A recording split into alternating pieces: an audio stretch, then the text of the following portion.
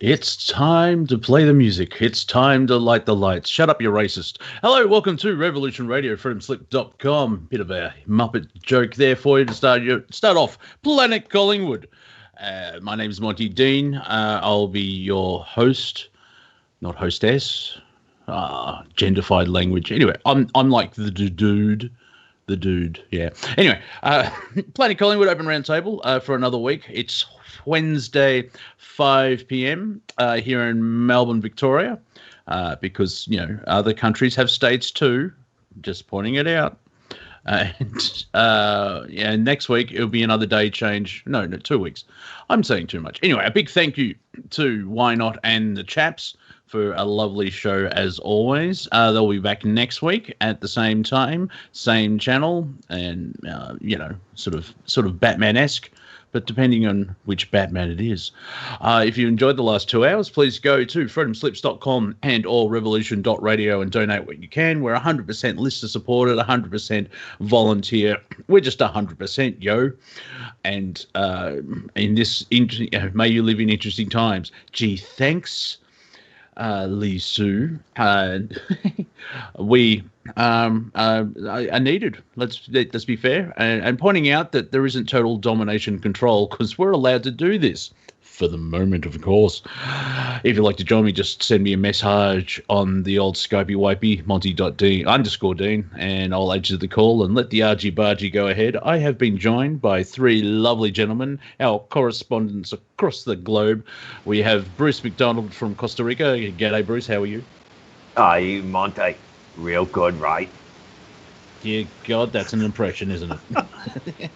I don't do impressions. Yes, I know.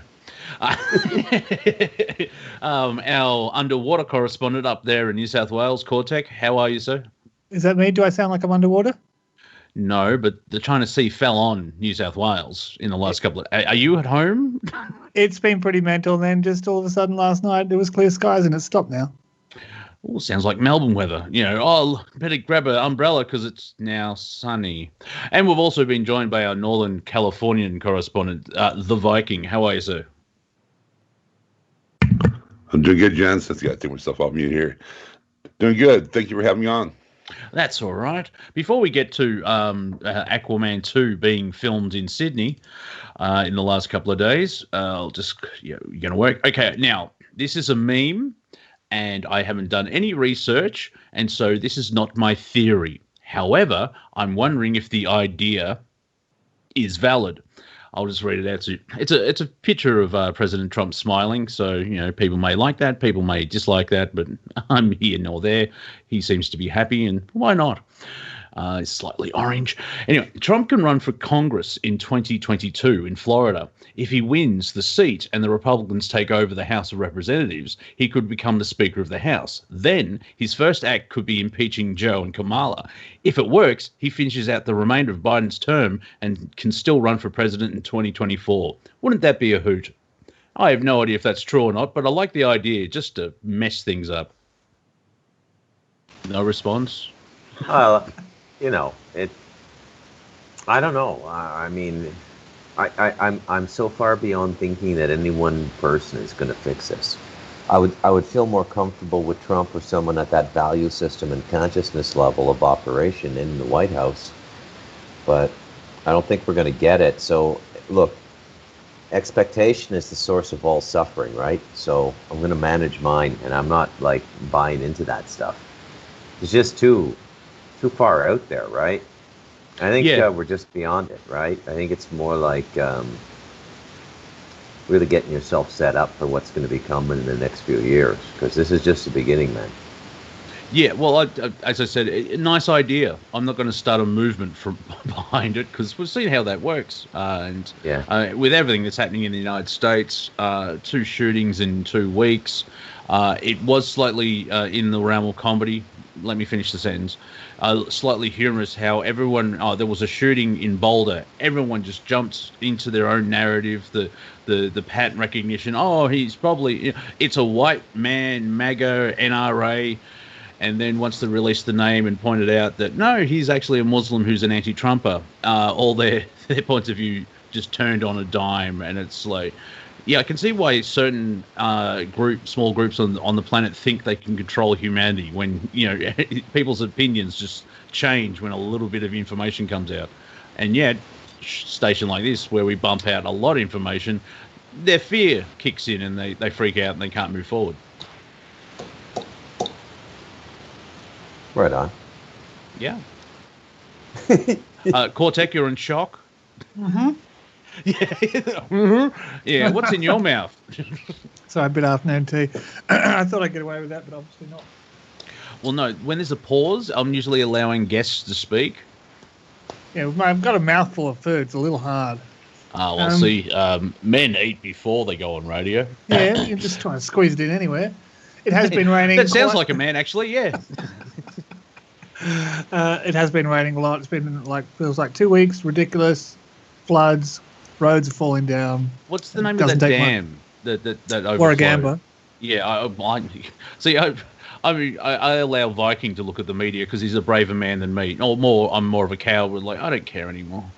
I'm skipping headlines now. However, it has been pointed out on Twitter that apparently the UN and the Greens stopped that one of the dams having a 14-meter wall added to it. And so that's why there's an overflow. I mean, Australia's known for droughts. Why would we want to capture the water? And here we are today. I like how we stop things like that and decisions like to have a fleet of bushfire helicopters and sensible stuff we just got no time for. No time. And it's that classic thing of my house flooded. Where do you live? On a floodplain. Ooh. In a swamp? Yeah. Now, did you build it on stilts? What? Yeah, well, no. I don't know what a stilt is. In Brisbane, there's a famous Australian poem, Cancy of the Overflow, and Brisbane's built on an overflow. And due to the English language having all the information in the words, guess what happens then? However, it's only once a century that it floods. But is that... what's the word I'm looking for? It's naivety, hubris, arrogance. Oh, today's fine, so nothing will ever happen again. It's like all three of those mixed in together. Yeah, like small towns in rural Australia, a bushfire goes through and wipes them out because they were built in the 1840s, and then they're all made of wood, and they rebuild exactly the same. Windows got aluminium frames though. At least they can melt. Yeah. Now, on the flip side of that, you have the Japanese, where people make fun of them. They live in rice paper and bamboo and balsa wood. Yeah, because they have earthquakes and they can rebuild in a day. Was there a couple of big earthquakes during the week in Japan, actually? Someone mentioned something off on Fukushima or something. Yeah. But apparently, this is a weird thing about the planet. There's an earthquake every 180 days on the planet. Officially? Is that a thing? Bruce? Well, no. I don't know. I don't follow seismology. I'm not a seismologist, Cortek. Actually, I saw the English rapper Zuby pointed out, it looks like rain. What? Are you a meteorologist? And that's the level of mentality we're dealing with people on Twitter. It's like, well, maybe injecting an experimental NRA gene therapy could be bad. Oh, now you're a doctor. What? I mean, you learn from these things. That's why you learn history. You twit. Because, you don't want to repeat history. Actually, Mark Twain, history doesn't repeat, it rhymes. And I think the United States is following the same type of plot that the Roman Empire was.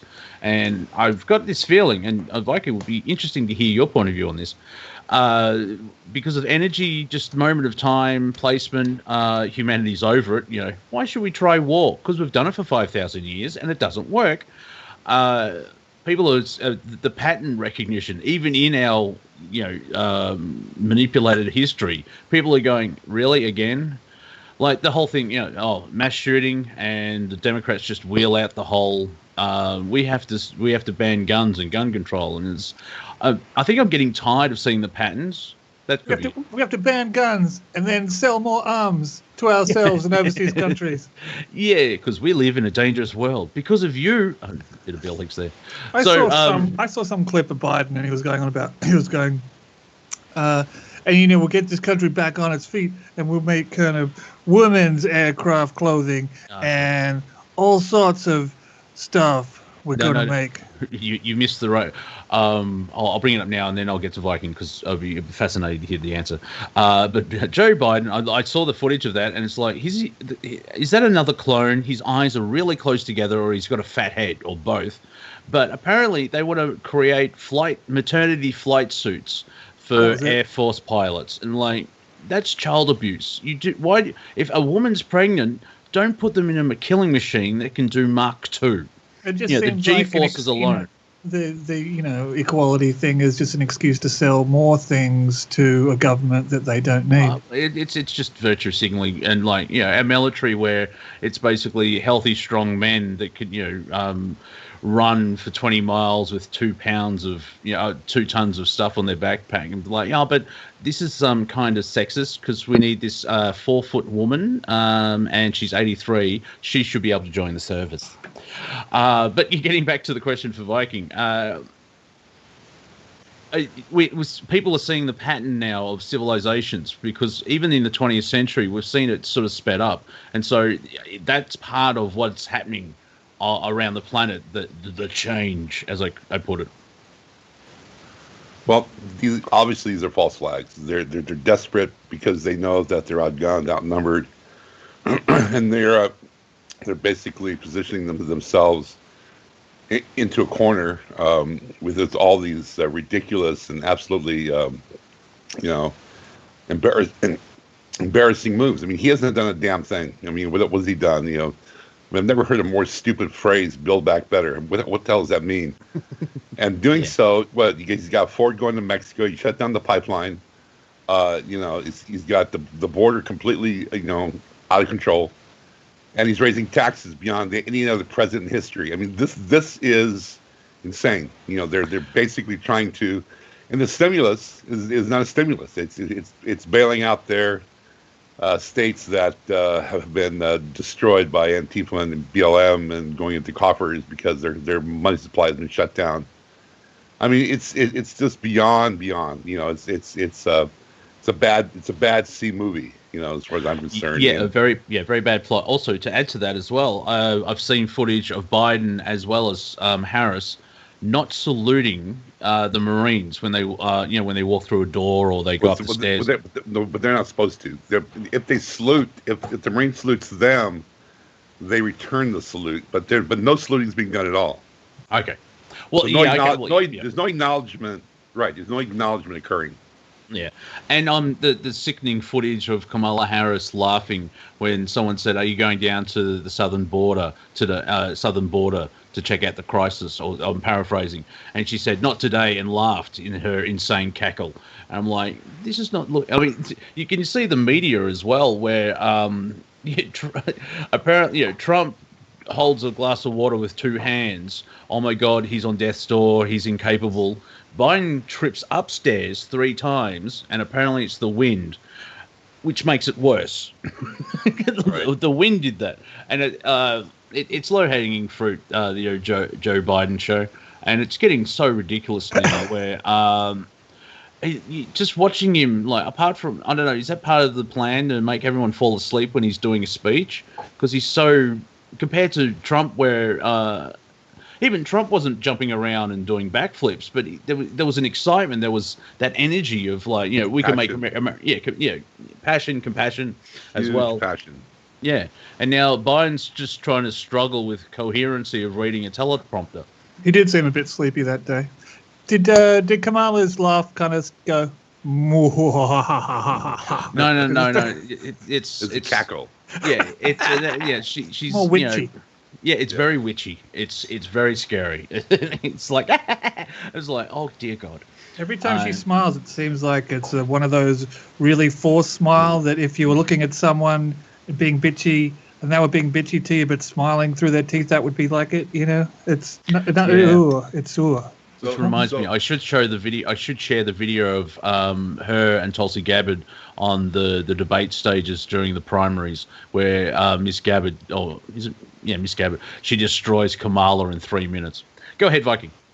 No, I mean the Biden is a is an imposter. The Kamala is actually a walk-in. She actually has a satanic demon in her. Biden is what She they kind call of it. looks like she does. Yeah, Biden's it has an impersonator. It's not him, but it's not a clone. I saw a clip of Clinton yesterday. She's being interviewed, and I couldn't even hear it, but I stilled it. I went back to a prior picture. Completely not her. Face shape is wrong. Her hair is wrong. Everything is wrong about her. Although she had someone impersonating her, and even her voice was not even on. Was it the same? Was it the same girl that impersonator from the UK that she got to impersonate her once she tripped up in the car? And the next day she was out in the street? Actually, no, I think it's the other way. Like, if it was her, she would look younger and more vibrant and healthy. But because I haven't seen what Viking's seen, but I'm going to put forward that she's aged badly. Not aged. I mean, not actually. This particular body double was younger. Had an angular face where Clinton has a round pie face. Yeah, she does. Her eyes are different. I mean, her hair everything was different, except she kind of looked like her, kind of.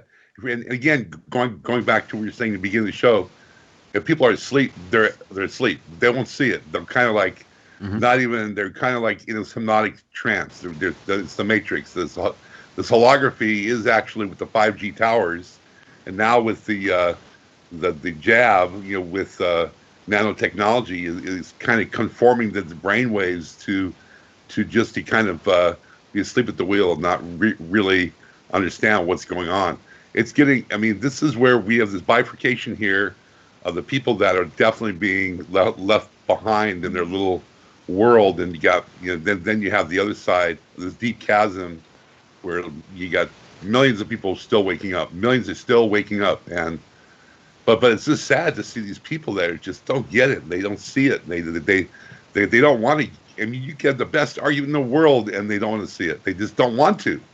Yeah, it's fortunately, it's free will, and maybe I'm just tired of caring. I do care, but from afar, because I allow. Yeah, you're right. You're right. Yeah. It's their contract. Yeah, exactly. It's one of the lessons the humanity. It's free will. Yeah. They need to, what they're going through, but also watching, us watching them. It's like you don't throw bricks into the Grand Canyon because it's like, what? Why? Stop it. It's I would kind if of I pointless. had one and I was at the lip. Oh yeah, don't worry. I'd do a grenade style, it'd be sweet. Oh yeah. I know. Don't throw bricks in the Grand Canyon to stop the river. I mean, that's. Oh. That too, yeah.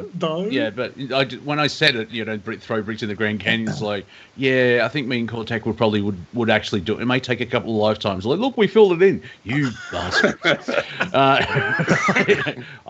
my OCD. I've got to finish. Start something and I've got to finish it. So but it's just give me a sec and then run with it. It's the free will where I try and make people laugh because they're waking up, and also a bit of psychology of like the trauma of waking up. But if people chosen as like, well, I'm wearing a mask because the Surgeon General says so. Like, good, get out of my house. Who are you? Why are you in my bathroom?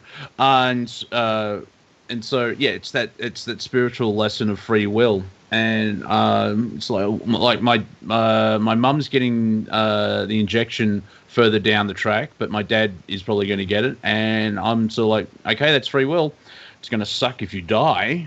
I don't want you to die, but it's that pure equality, if that makes sense. Did you break out the point that when they signed their release that their test a pilot, and if they died, the insurance will not. That was last show with Chicago Brew shared that, I believe. And I'm saying to your parents. Oh no, not yet, because I don't know what's going on, what the procedure down here is. So the same. Yeah, because if I actually have to get the jab, I'm just like, okay, I'm going to get a lawyer and introduce it to the doctors. Like, if anything, you have to sign this contract. If anything happens to me, I'm suing you. If I'm still alive, if not, my family will sue you. And how about $100 and they shoot you with saline instead? You know what I mean? You kind of bribe the. As long as I get to load the saline myself. So I got this.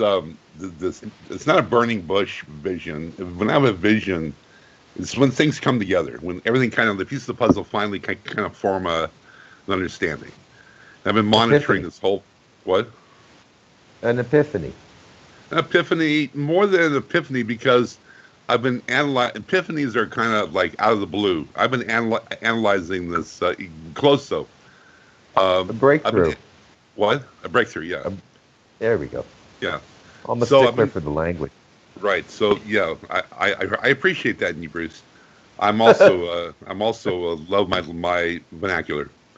So I've been analyzing the algorithms of the financial system being the SWIFT system, and how it's like it takes a couple days for wires to get transferred, and it's backed by fiat, and it's controlled by the central banking and the IMF and the COMEX and the Forex and all these things are all been kind of done in this binary ones and zeros and done on this massive computer. Well, what's coming out here is I've been hearing a lot in the past 2 months about the quantum financial system being more of just instead of being ones and zeros, it's binary, but it's light and sound, and it's a trillion frames a second. And you after interviewing over 80 races of elementals and galactics and consciousness, for example, our sun has a consciousness called Helios, and there are consciousness in the fog. The Mist of Avalon was a classic example. Lady of the Lake, that is a conscious awareness made up of women, and they're the fog or the mist on the land. And you actually, if you really still yourself, you can hear them singing.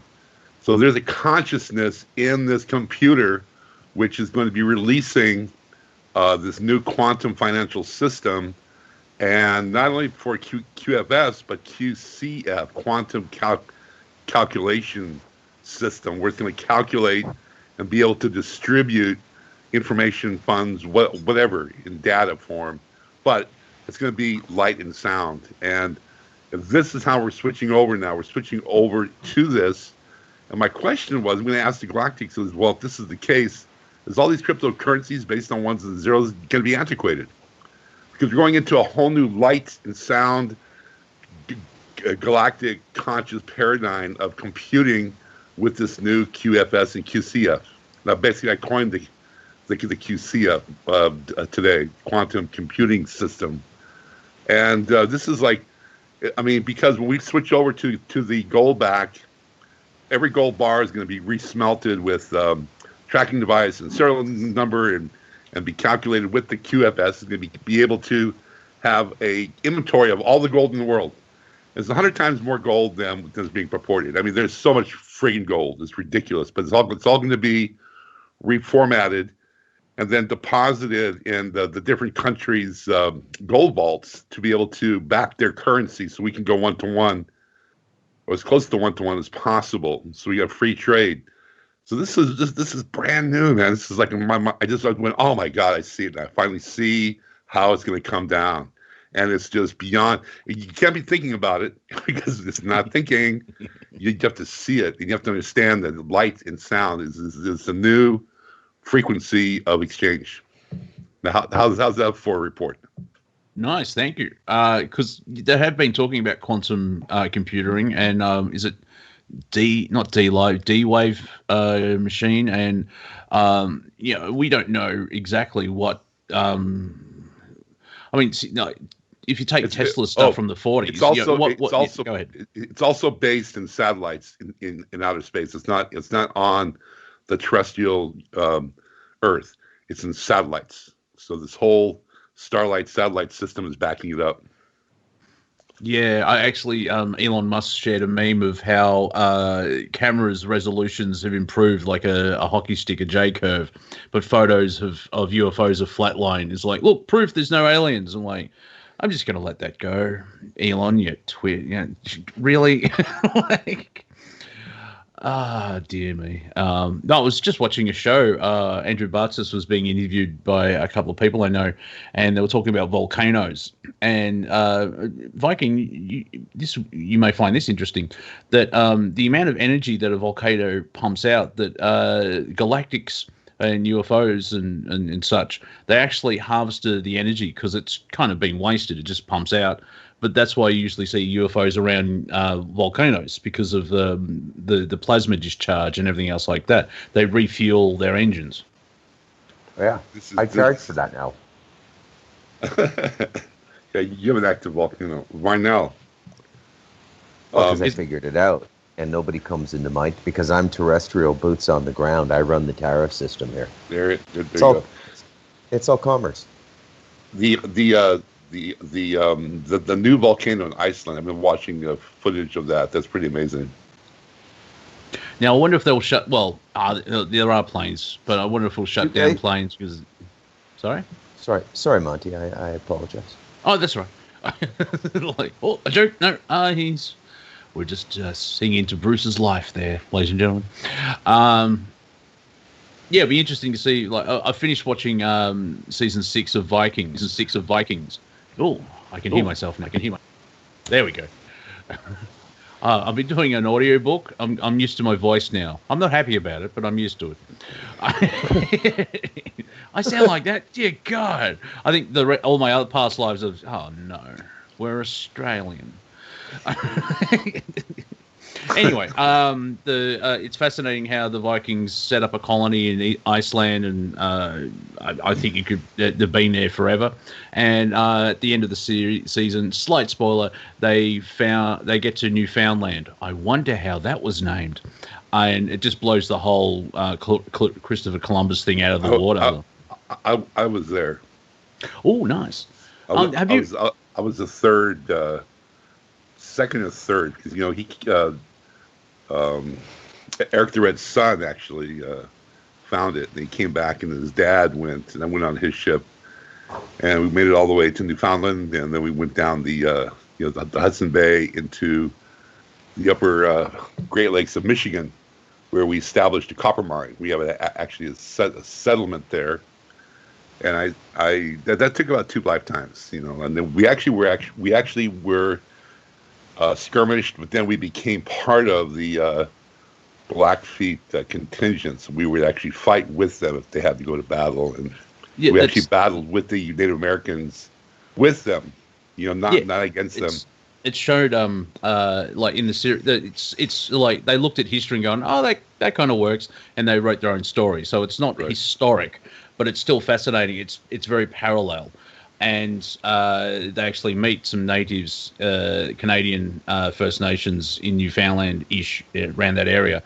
And there's one great line. It's like, you can live here, but the land's not yours. And it's the caretaker type thing. But it's fascinating where you find, no, that's a spoiler. I'll let people find out. But it's that first contact aspect of like the language barrier, how, I just find it really weird how I'm just talking 3D history, where the English turned up and they can talk to the natives, and it's like, well, Cortek, you've heard Aboriginal languages. I mean, there's 700 of them or something.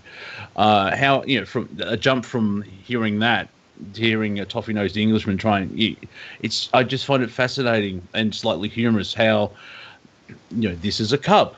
Yeah, it's just Well, there are hundreds of Native American languages here, and the Vikings weren't the first. They're actually the very first culture to come to the United States and actually set up copper mines were the Phoenicians.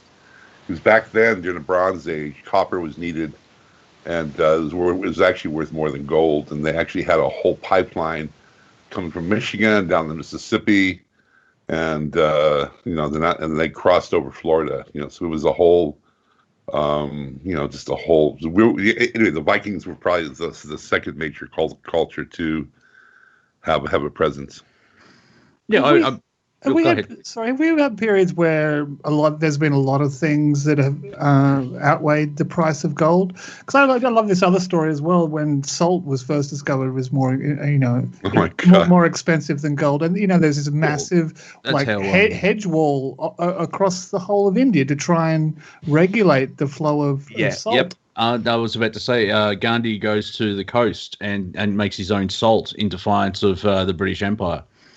Well, the Phoenicians, having navigated over to South America, brought the coca leaf. So if you were to scientifically break down the strands of the hair of the Egyptian royals, you'll find a byproduct of coca. Well, yeah, because I was on a show with Mechanic and Bruce yesterday doing a bit of rehearsal. It worked out well. And I pointed out, I'm sure there is a story of a Chinese fleet. But, they just follow the coastline, and you can leave Shanghai and you could get to Spain or Norway because you're just following that coastline all the way around. It'll take forever. But, it's not that hard logically to go, well, someone could have done it. It's not that adventurous, is it, to just be 100 meters out and just follow the coastline? That's not but it's safe. Setting out with no landing. They didn't have the best boats. Their boats are more local trade. They didn't have great seafaring boats. Oh, no. It's just a abject example.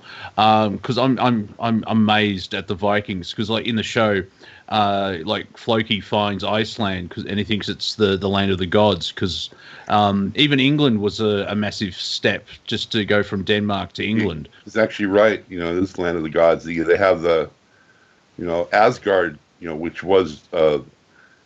So I was told that it's an insult to call Maldek because Maldek was a reptilian name. Maldek was actually Asgard. And then when Asgard was destroyed, it bifurcated into a parallel reality and stretches from Greenland over to Scotland. And so that is actually the land of the gods. Oh, nice. Because in the show, they find Iceland, and then they then they find Greenland. It's just so they're almost dying because there's no food and water. And then you've got the massive jump from Greenland to Canada, and back then they've only got a floating rock and a small bowl of water to sort of at least help navigate. But it's like Christopher Columbus. I'm just going to go that way and find India. Sure. They would know all the history, like the all these old maps that have all this, High Brazil and everything else like that. Of course, I'm just pointing out how history is being suppressed. Well, High Brazil in itself was north of Ireland, and it's also a bifurcated parallel reality. It's not. Few sailors have actually seen it and they've actually hit the land and they've come on the land, but most of the time it's how would you say, cloaked. You can't necessarily see it. And that just a basic analogy is you're changing the channel on the TV because it's frequency. Right. And also it's Elven. It's an Elven empire. Right. And Atlantis was destroyed. However, there's not much evidence of it left because I think it was in a different frequency to what we're in now. No, it's pretty much the same. Okay. Yes, it's in the same because they weren't necessarily more advanced. They were more advanced technologically, but not spiritually. They had all the ways and means, and they had all the they could spin cotton into gold, as to say. But they still had the spiritual development, which failed. That's what they say. That whole experiment failed in the nuclear holocaust. And, all of Atlantis was destroyed. And most of the people, it's not like it happened overnight. They could see it coming. So there was the people that were aware left, and they either went to Inner Earth, or there was an outpost above Siberia, which was tropical at that time. And a lot of them left the planet. Mu, which was on the other side in the Pacific, which the main city was Lemuria. Kind of like what happened is Lemuria, like in Stargate Atlantis, that took off like a ship.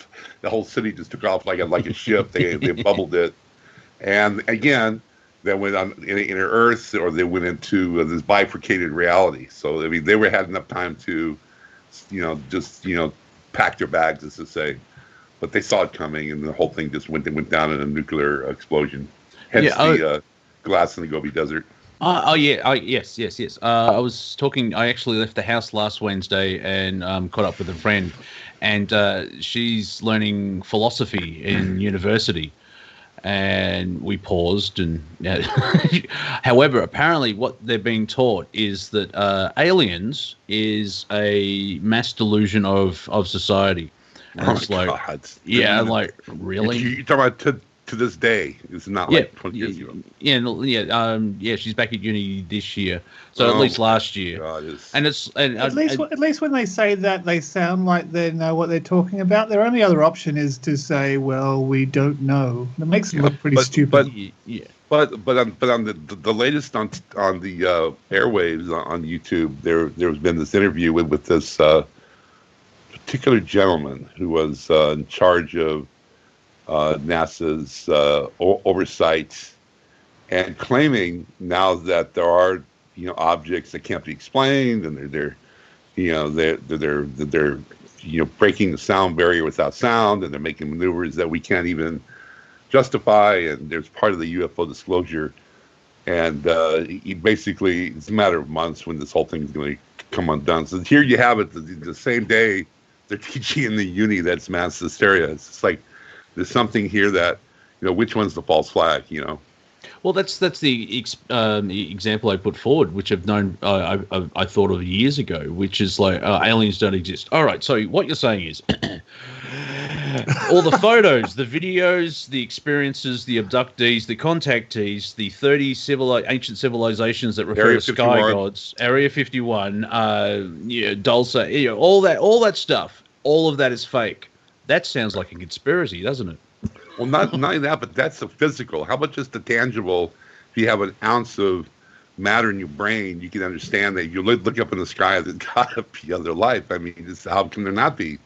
Well, even like modern science is like, if you have hallucinogenics, they call it that because you hallucinate, which is your mind is creating your own holodeck, and so you're only interacting with your own mind. And are you though? Thor to the Hulk. Really? Is it though? Is it? The only good bit of that film, which I find it fascinating. What referring to, Maldek or whatever it was. But if the planet that Asgard, I was about to say Asgard. Yeah, Odin and Thor, all those. That's the Thor movie, right? It's Asgard. Yes, yeah. Thor Ragnarok is basically where Asgard is destroyed. And so the people of Asgard are looking for the refugees looking for someone to stay. And even Odin, played by Sir Anthony Hopkins, says Asgard is its people, not its place. So you could have Asgard here. And I think they're in Norway or something like that. Right. And they basically, on the Bifrost, they hyper accelerated to a parallel dimension. Yeah, and I find it. I lean towards the multiverse, and I find it interesting. There's a TV show called Fringe, which is kind of soft disclosure. And I like great. Fringe. Yeah, the only thing that makes me giggle is like, we found one other mirror universe, and I'm like, one. Yeah. But I mean, it's very complex if you go multiverse, and it's kind of like it's going to be a funny mirror if there's more than one, isn't it? No, have you been to a Hall of Mirrors? Have you seen that Bruce Lee movie? All right, Hall of Mirrors, sure. It's more of a split dimension than a multiverse. See, we're multiversal because we can bake bread and go out and work a job and have sport. Our mind goes into these many different universes of existence, which create a multiverse. Yes. But the going into a parallel dimension or split reality is more or less what you're referring to. Yeah, and for the audience, I'll give you an example of multiverse. You know when you walk into a room and completely forgot why you're going in there?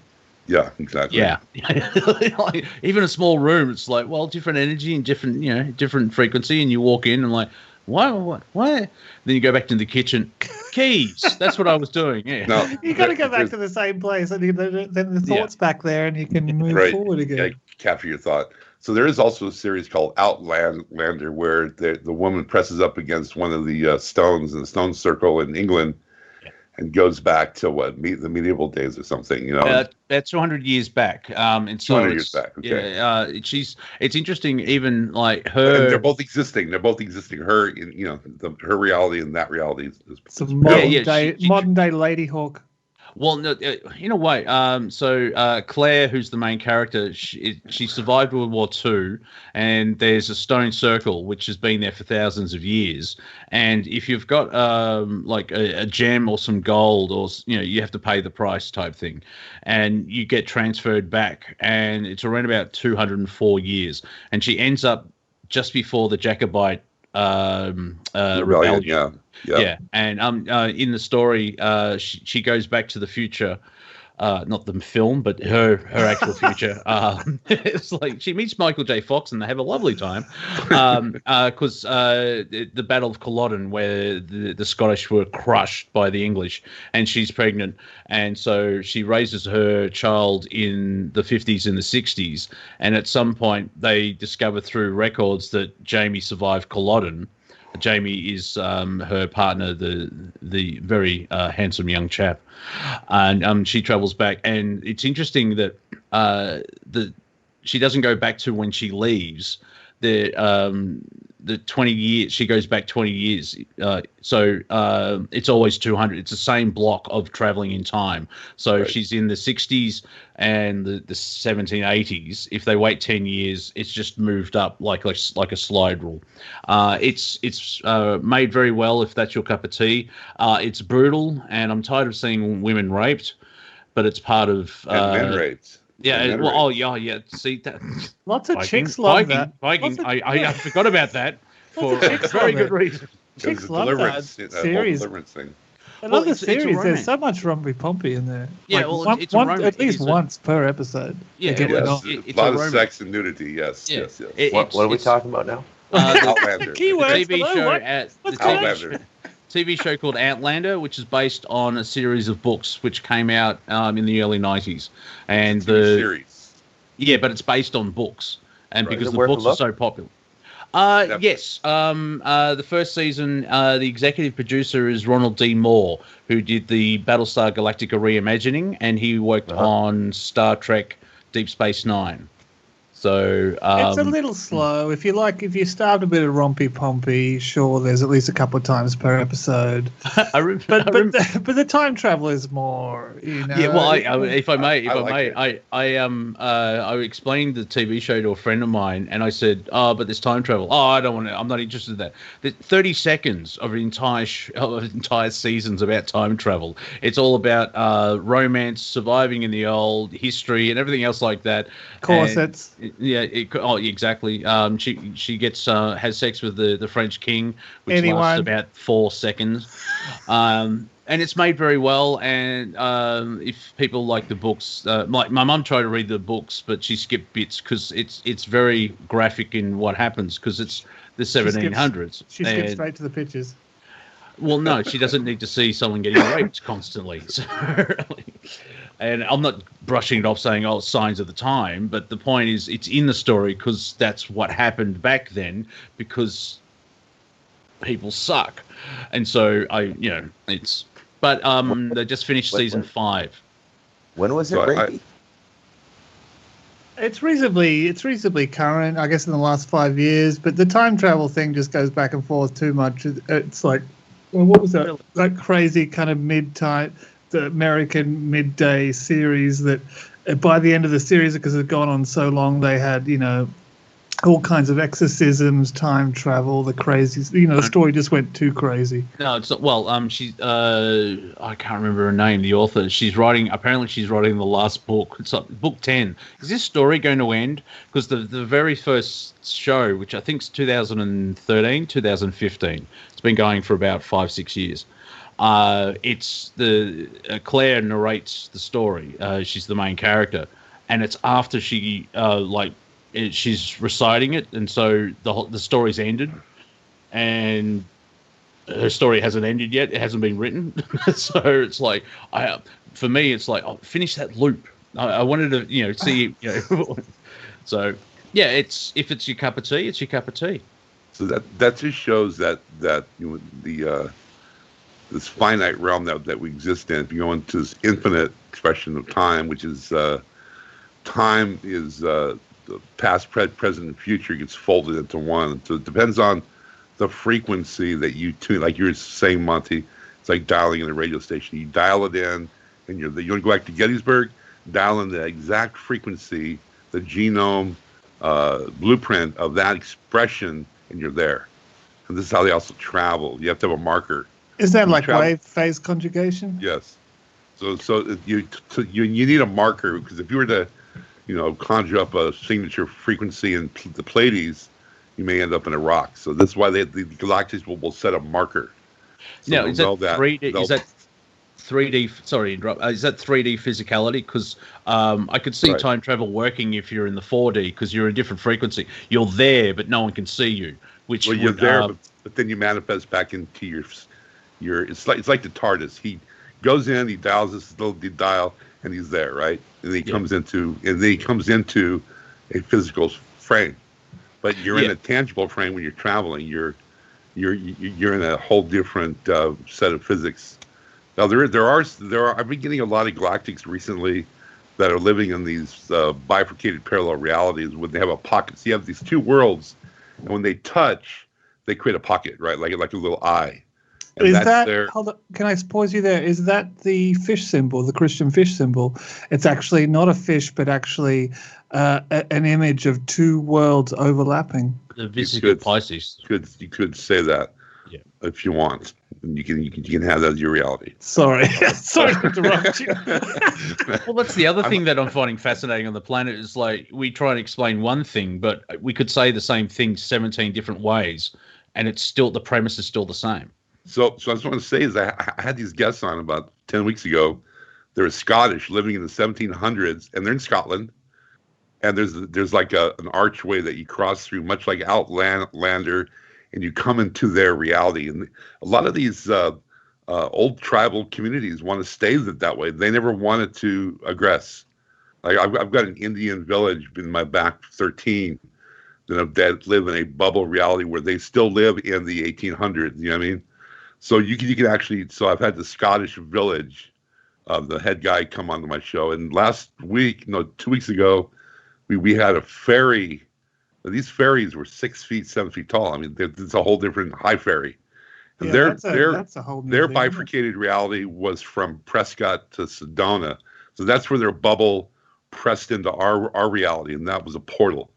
And they say a lot of times the cattle will wander into their reality from the farms, and different animals and people will stumble in and go mad. But well, interesting enough. But just to point out that this whole thing, that they're teaching them that there's no extraterrestrial or plant. How about this whole nother bifurcated, dimensional realities have yet to even been talked about yet. How about the consciousness in the plants without even getting to the animals? Yeah, we're talking about it last week. People who think, oh, geez, I wish there are no aliens. What about all the insects, all the animals, all the plant life? All the examples, rocks, all the examples of scientifically all the scientific experiments that we've had where you put little diodes on the plant, and you have someone cut a branch off in the plant, and then whenever even that person walks into the room, the plant spikes, goes, oh, geez. The experiment was that a scientist lit a match near a plant, and the plant freaked out, understandably, and then the same guy did it 10 minutes later and just did the action, and the plant freaked out. And then from now on, it's like, Dave's a prick. I don't like it. Dave walks in. Oh, it's that guy again. Like I'm helping out Bruce doing. I'm helping out Bruce doing a audio book for Stardust Ranch, and the little bit that I did today was actually referring to where the way that the Stardust Ranch is, where it's a complete mess, really. However, the people living there, and Bruce, if you want to chime in, you probably say it better, but it's when they're watching TV and the power goes out, and then half the house lights up, and two centurions just walk through the lounge room. Yeah, you're quite advanced. I know. I did that. That's a small bit, so I did that first. Yeah. Yeah, that's a fascinating story, and that's because that portal has a time dimension to it as well. It's only one of a handful of portals that can do that on the Earth. A lot of them can go between two places, and the distance between the two places would, you'd sort of cut through some light years there. There would be time variances, but an outright time portal that can even pipe. There's a lot go. I can't even get into this. Okay, Come on. about a month ago, I sat in on a 3-hour Skype conversation between me and John Edmonds and Andrew. And I'm telling you, Andrew just basically told us everything that was going on at that ranch. John's lived there 25 years. I wrote the book, and our jaws just hit the table. Right? And I can't even get into it. I'm sworn to secrecy. Just a little bit. No. Well, just mention what's in the book. That way, it's like you could say you're promoting the book. You don't have to go through that because that I remember talking to Bruce about that conversation, and I think Bruce said 3 words because he's just like, oh, because Andrew's like, oh, this, and this, and John's like, oh, wow, and Bruce is like, and it's fascinating. Well, anyway, so. The portal has a time aspect to it, so when you go through the portal, you're going to come out somewhere else in time as well. Yeah, and you can see why there's only a handful on the planet because, remember the Bermuda Triangle? Someone found the pyramid at the bottom of the sea and turned it off because that's hardly been that I don't know if there's been disappearances or they don't care anymore, but that that was part of contact was encounters with the third kind and everything else like that. But I think this century, I'm just jokingly, they turned off the crystal pyramid that was malfunctioning, but that phenomenon has disappeared. I was reading something recently, a Joseph P. Farrell book about kind of early Philadelphia experiments and stuff like that, and its relationship to the same kind of thing that would go on in the Bermuda Triangle. It's super interesting. I think we've been around this loop before with the technology, but that's what makes World War II super, super interesting. Well, yeah. So, go ahead. Another thing that we often forget, and we don't live in a context as a society, as a culture on planet Earth that could contextualize it this way, but in its true context, not the limited 6,000 or 8,000 year context we're working in terms of culture, religion, archaeology, and crap like that. But in its true context, we inherit the Earth. And, what do I mean by that? It means, well, we're not the first people here. We're not the first people here we're not the first generation in this solar system. This has been going on for millions of years here. And the ranch is, so how you can be like a rice farmer in Vietnam in 2021 and blow yourself up from stepping on some unexploded ordnance from the Vietnam War? Yep. Well, Stardust Ranch is similar. I see where you're going. It's a time rift that was created by the Time Wars. It goes back to like the second Atlantis. It's like 12 million years old, man. So Bruce, I haven't read the book yet. Oh well, I think this book's not out yet. Oh, okay. I know that, but Is you it gotta not read Stardust. It's not Stardust. It's not Stardust Ranch. Well, Is that not a physical place? I thought it was the name of one of your books as well. Yeah. The first book, Stardust Ranch, is about a physical place. There's 3 ranches that are all connected. Skinwalker is another one, and but Bruce is working on the third in a trilogy, which is basically just going to melt your brain.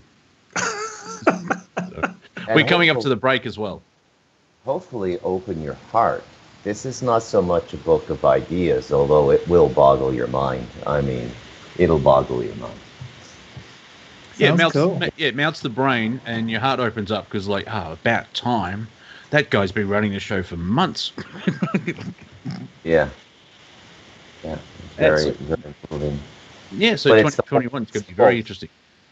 Yeah, it's the whole story. It's the proper context for what's been going on down here, and told by a natural human being, not somebody who's been through military programs or something like that. That's a distraction narrative. It's a controlled narrative. It's part of the truth, but it should be disregarded in most instances.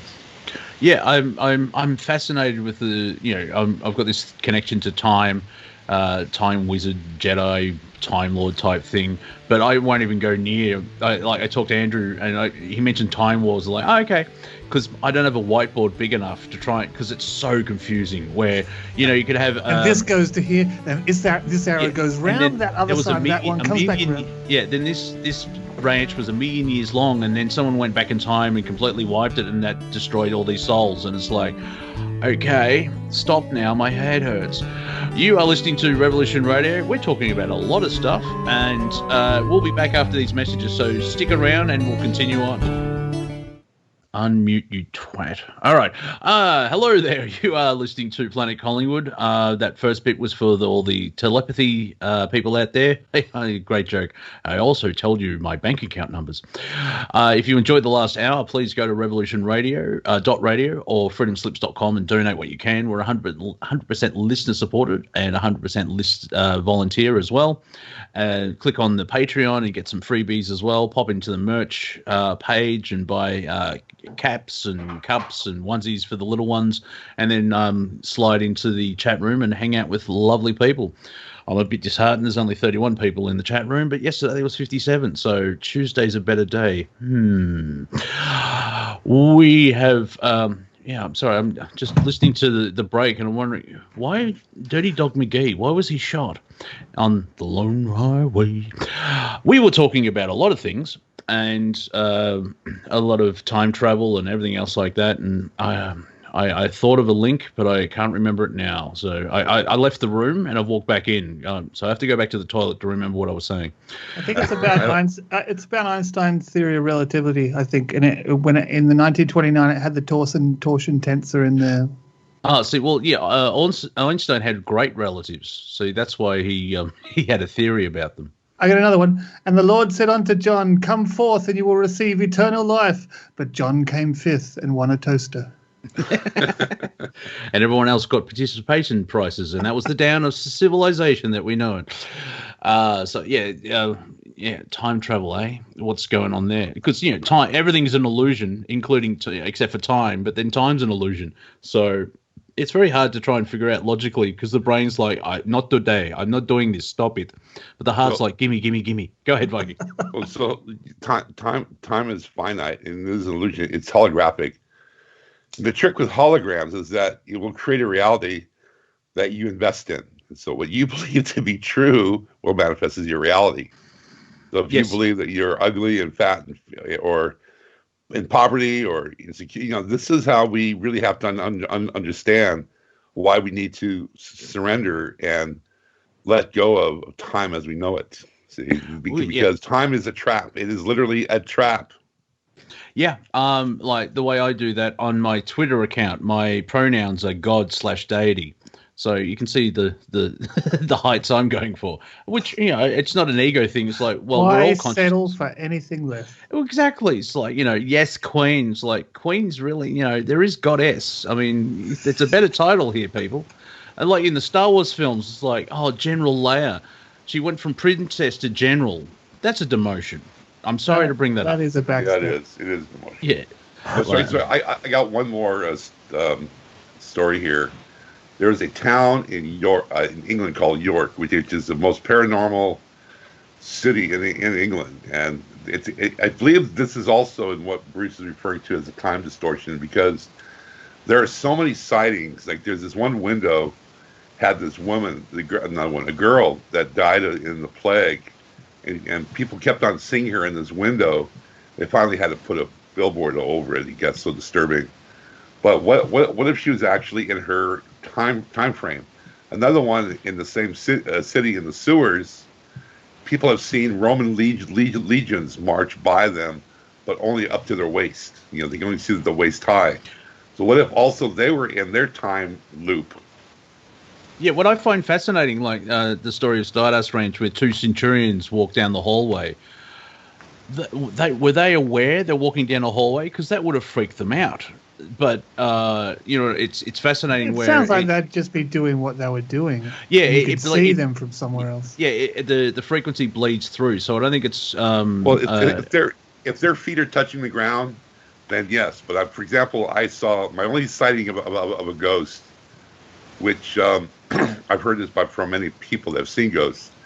She was walking down my driveway, right? And I thought it was somebody on the land. I mean, she had prairie clothes on and the hair. I thought it was actually one of the people that was staying on my land. Well, looking back, her feet weren't touching the ground, so she was walking on an old road because obviously my driveway had sunk over the years, right? So and I've heard other people that said they've seen ghosts walking alongside the road, but their feet aren't. They're walking on a different road than what we have in our reality. Yeah, so cool. You were watching it through a security camera. Very basic example. So I like that idea of that Bruce was talking about places being drenched. Like we have with rain over the last 2 weeks, but just drenched with this energy that or maybe naturally pouring out of the planet to begin with, and is why those spots are created like they are by so many different kind of people before us. The mainstream historians and archaeologists believe that the Giza pyramids, which are the best, and everything else after them look like crap. It's interesting. Instead of like building up to perfection, they started with perfection and then got dumber in certain aspects. Of course, there's a reason for that. Yeah. The pyramids were built by the Antiguans, which is the Dogman race, hence Anubis. And of course, when that reign basically took its end, anything after that, of course, would be more terrestrial. But the actual, Bosnian and Egyptian pyramids were all the Antiguan. Yes, and that Bosnian one's crazy. Yeah, and they think that they're tombs, and they're more like massive speakers or energy converters, because regulators. Yeah, like the Bosnian one with the Schumann resonance was measured or something, or the resonance from it was measured, and it seemed to get more away from the planet mean, like that you physically got away with it when you're on the ground near it, kind of thing. Like it was a machine for regulating that frequency. Yeah, there's an aspect of that. Like by sitting, you can actually get, you can find it on the internet, your own personal pyramids. Now, obviously, I'm not referring to the Egyptian ones. Like, how are we going to move 800 tons of? No, you basically get sections where you have rods, and you put them into these special copper-shaped things, and it creates an empty pyramid. But you sit in them, not directly underneath, because that's bad. But if you sit on them just out of alignment from the center, you'll be amazed of because it channels energy, doesn't it? Yes. In Russia, they did experiments on where they had these 8-foot high plastic pyramids, and they had blocks put in there. And I can't remember how long they put them in there, but it was enough to move the energy around. And then they made a prison out of those blocks, and that prison had the best rehabilitation in the entire prison system because of the energy. Because it had energy in the blocks.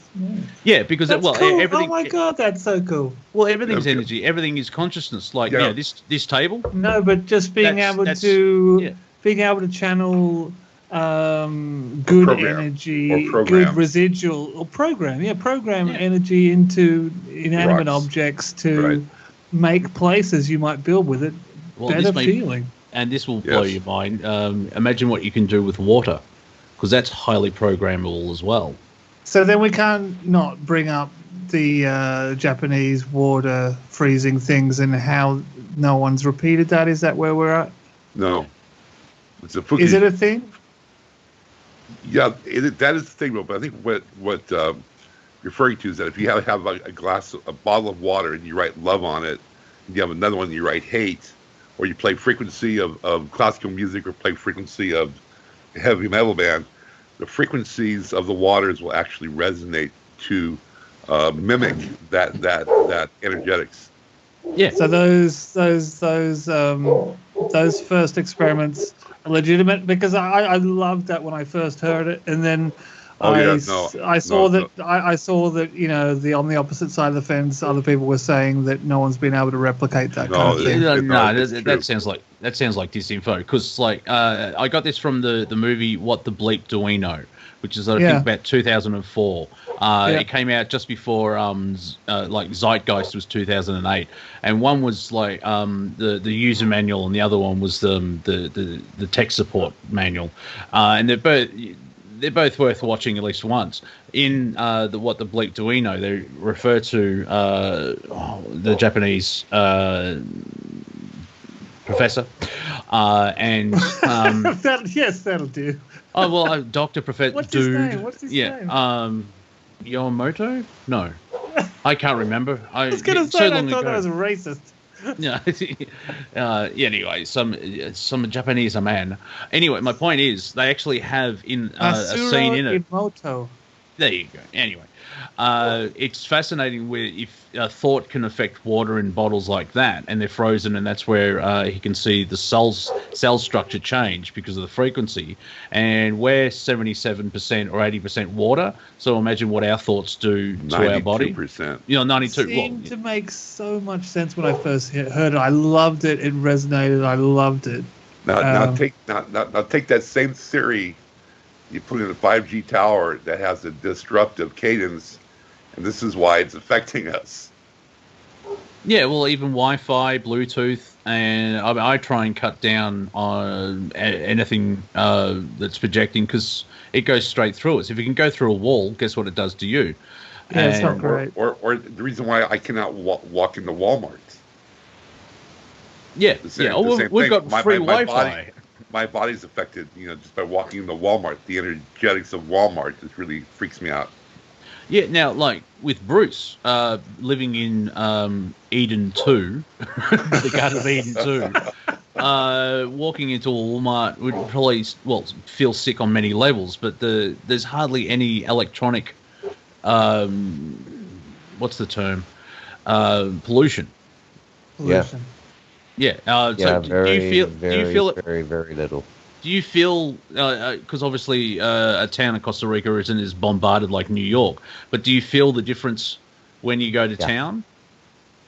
Most people who come over here, the first thing they experience in the first 5 days they're here is lucid dreaming right away. I think the big major first world cities are completely locked down at an electromagnetic level. It affects your dream time as well.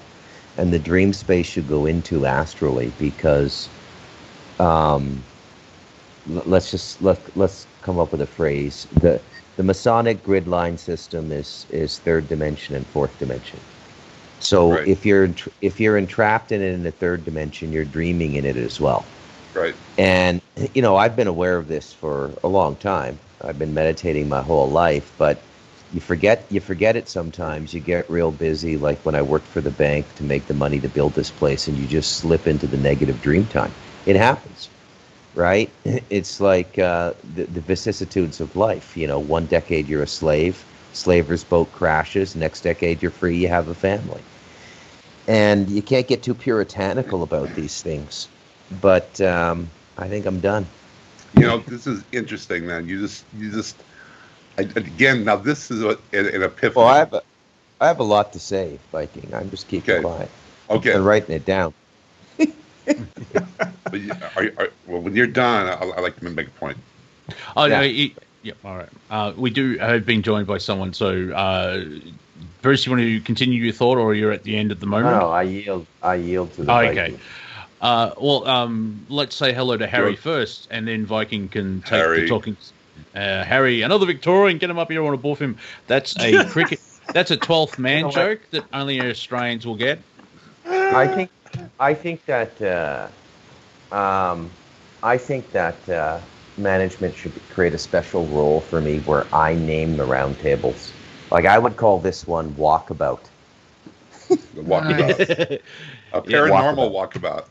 Yeah. Not the one before us, Truck Stop. Yeah, that works. I like that one. Yeah, Nice. walkabout. Yeah, not all those who wander are lost, but I'm lost. Harry, how are you? How you going, you mother fluffers? Hey, Oh. fluffers. Mother fluffers. It's the mother people on the lovers. porn. Yeah, you It's like the to people on the fuck mum porn up? shoot that. Oh, hold on. What? No, Power of Cortek, Christ stop. compels you. The power of Christ compels you. The power of me compels you. Get a grip, Harry. Yeah, don't go too Australian to start off with. Oh, sorry about that. Yeah. Oh, good evening, gentlemen. How art thee? Oh, how are Thou wast thee, well. Harry? Wow. Shakespeare in the Park. Oh, have you seen?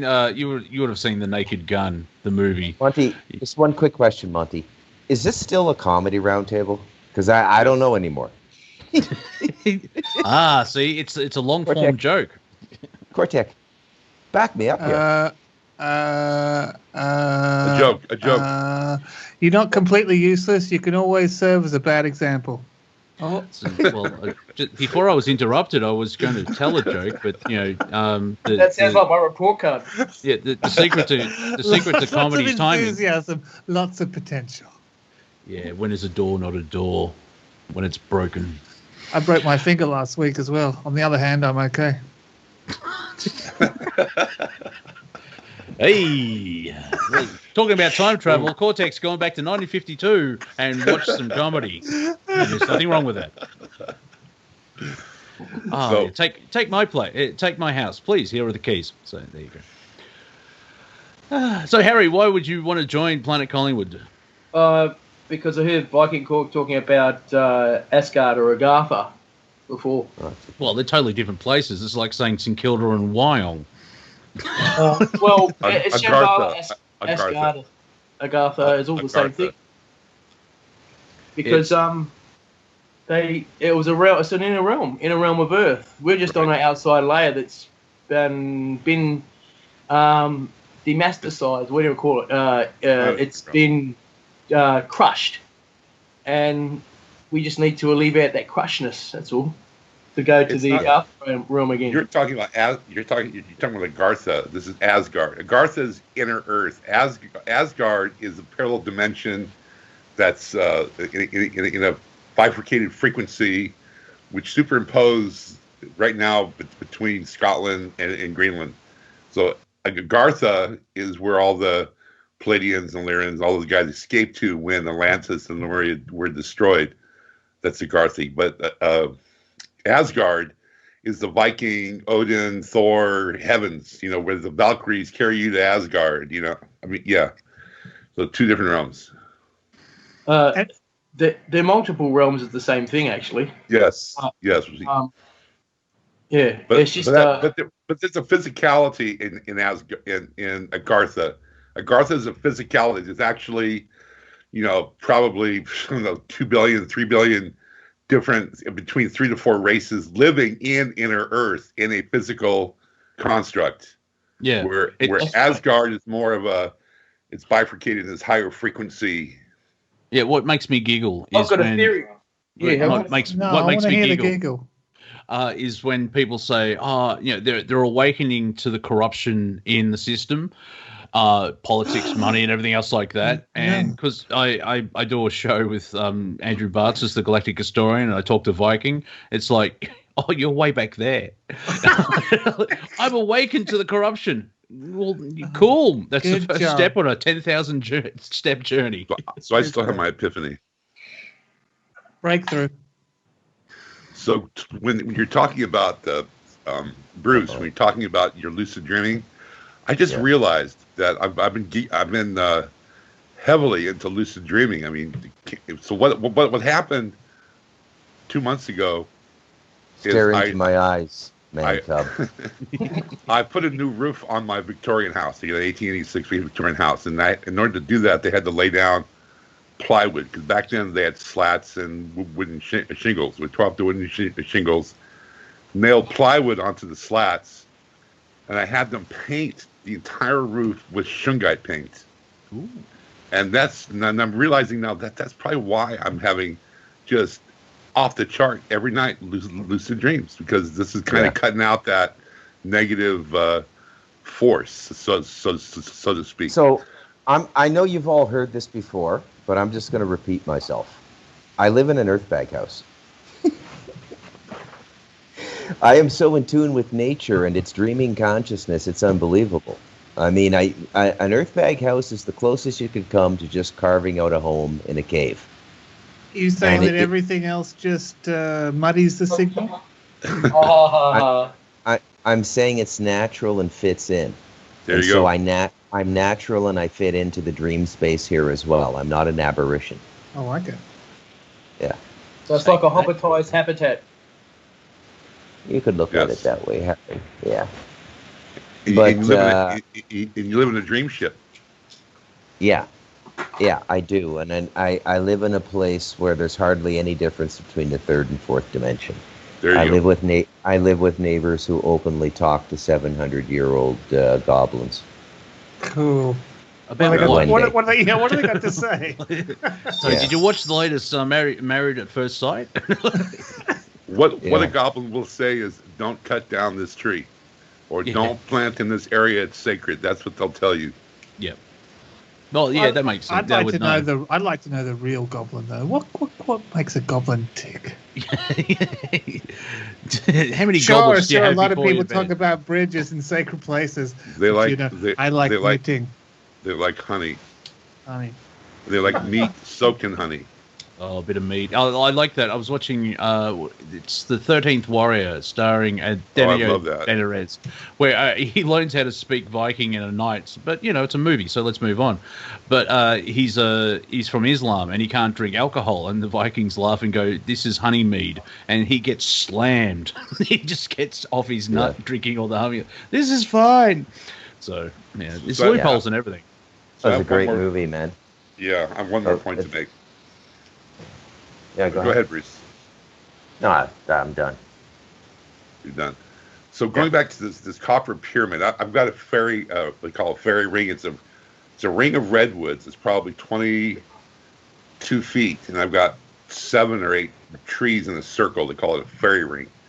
So not only you put a pyramid up, but what the fairies have been telling me, and multiple galactic races, is also a portal. They want a ring of stones. You have a ring of stones. Is this something about the stones being in a ring? I'm confused. Are you coming out of the closet? No. And who's playing Sonic the Hedgehog in the background? You keep getting rings. Those are the fairies.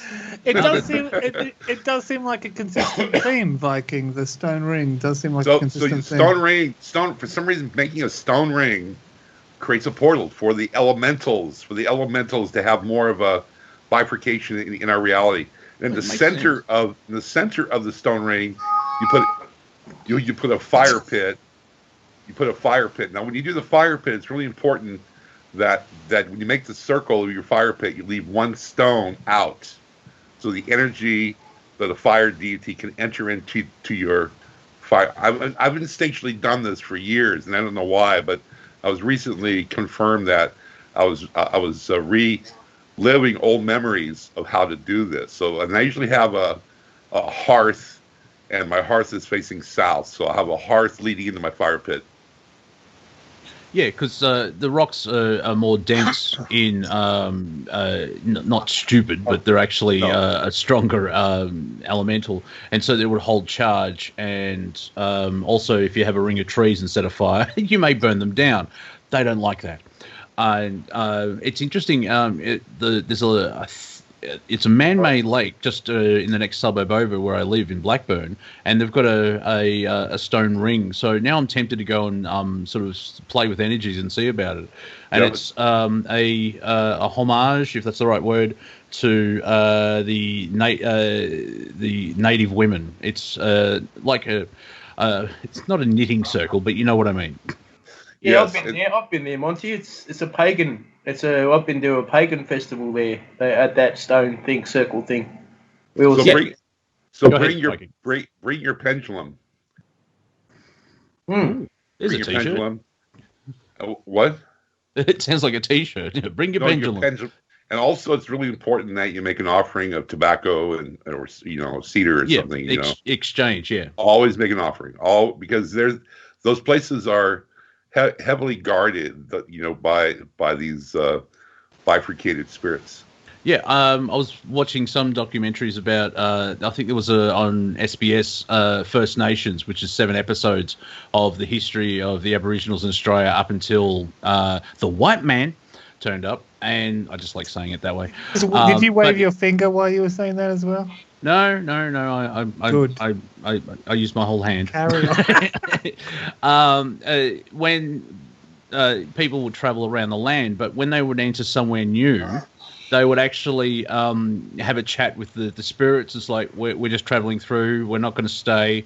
Right. They basically sort of ask for permission in a polite way. Right. And if they aren't doing anything bad, it's like, yeah, cool. Just, give you 2 days to walk across. And so there's that. It's the whole energy thing. And what I find fascinating, I remembered my link that should have been 27 minutes ago. Aliens, do they exist? It's like, wow, you're back there. With the human eyesight can see less than 1% of the visual spectrum, and people just block that out. It's like, well, what about frequency and fourth dimension and all this type of stuff? Oh, that doesn't exist because I can't see it. Go ahead, Viking. I was just told that the tobacco doesn't work because it's a feminine divine. You got to bring flowers and fruit. Yes, yeah, and also the tobacco here in Australia, there's no natural tobacco. It's all 400 different chemicals. One that keeps it burning, one that doesn't burn. It's like, what's the point of having it then? Idiots. Can't give them a pack of Winnie Blues now. Yeah, very Australian, but no. I took the shell off my racing snail thinking it would make him run faster. If anything, it made him more sluggish. Speaking of time travel, you said that last week. Shit. And you did that joke as well. Put all your money on number 14. Cross that one off your list right now. Yeah. Notepad and pen. Just putting it out. With that pen to paper. You're just using the same material. I'm not getting paid. Shut up. I like the slug one. Oh, yes. You said it 2 weeks in a row. I've made friends with snails, and then I saw a slug, and it was the same snail, but unfortunately the wife got the house in the divorce. Oh yeah, you boom dish me, and I allow you. I wish someone would boom dish. I wished I had a button that I could press. Is that a euphemism? No, it's the name of my next sex tape. That's bigger than a euphemism. It's just one I've been pulling out when people just say those lines and then they pause for too long. So many times you could do pull it. it out. Don't. Hand that man a shovel. He'll dig quicker. Dig up. Dig up, stupid. Here's a joke. The Simpsons is still creating episodes. They haven't been funny for 15 years. I'd like to talk about German cockroaches for a second. Are they efficient? So you got your normal cockroaches, and you've got German cockroaches, which seem to they get attracted to these warm spaces, and if they're able to find your dishwasher, they have.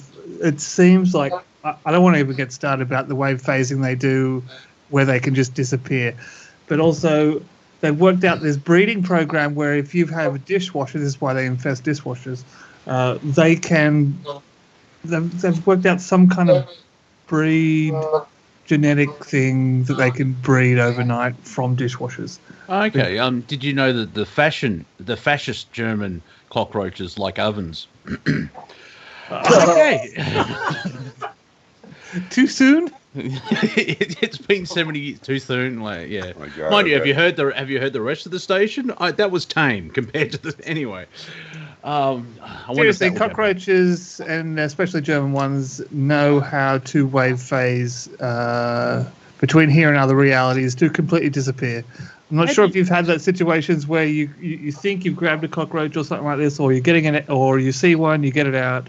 And then it's just completely gone, like some kind of crazy insect ninja. Yeah, one quick question. How do you know you have a German cockroach? What, do they listen to techno and That's the name of them. I think that's the name of them. Okay. The very small ones. You got the big ones, whatever.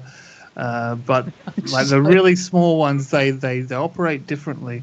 They go and they try and breed in your dishwasher, And they've got a program where if you leave it overnight, if you do a dishwasher really late at night and then you leave it as a really hot space for 6 to 8 hours, they use that as a mass breeding program. It's crazy. Man, I have this story. I was in Yugoslav, Russia, on the Volga River, and I was a guest in this house, and I made the mistake of offering to cook, and I was going to bake this chicken, Italian dish. I turned on the oven. I swear to God, 1,000 cockroaches came out, covered the walls, the ceilings, the floors. It was a nightmare. I had nightmares, man, of this. I mean, 1,000 of them, man. Just like, I couldn't even see the wall. It's all cockroaches making mass exodus. Oh my God! They probably never used the oven because of that. Yeah, I've just figured out where communism comes from. It's based on the cockroach. Oh my God! So, yeah, the cockroach is like the foreigner is ruined our home. We must band together and smash the the means of production. Yeah, I got one more story. That's like Mount Isa in Queensland. There, the cockroaches are huge. I mean, they're big. How big? And they fly.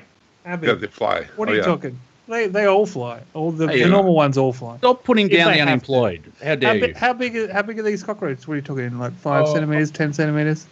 Yeah, probably about 2 inches, maybe 3 inches. Oh yeah, I've seen those. Yeah. Yeah, they're huge out in the bush. They're out in the desert, and because of the heat, I think. And but I woke up one morning, and I was conscious of the fact there's this little cockroach right in the crease of my mouth there. Oh, get a drink. God. Have a little morning drink. Oh, he was eating out of my beard. He was eating crumbs out of my beard or whatever. and then I woke up and I observed that this thing was rustling around there, and then it noticed that I was awake, and it gave me a little nip on the lip, right in the corner. Yeah, and you could tell those northern Queensland ones because they've got beanies on, tattoos, and they smoke. Yeah, that's right. So Little bogans. Little bastard. Go ahead, Viking.